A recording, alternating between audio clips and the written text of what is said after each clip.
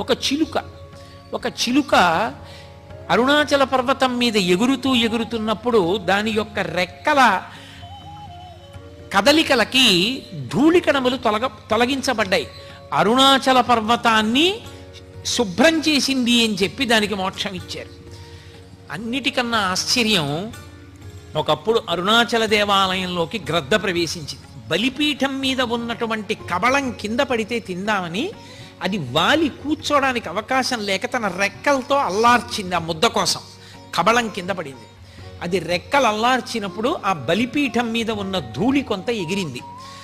ధూళి ఎగిరింది కాబట్టి అది దేవాలయాన్ని తుడిచింది అని మోక్షం ఇచ్చాడు. అందుకే ఆ లింగము అగ్నిలింగము అనడానికి కారణం అదే. అక్కడ ఈశ్వరుడు అసుతోషుడు అని పేరు ఆయనకి. అసుతోషుడు అంటే విపరీతంగా సంతోషిస్తాడు.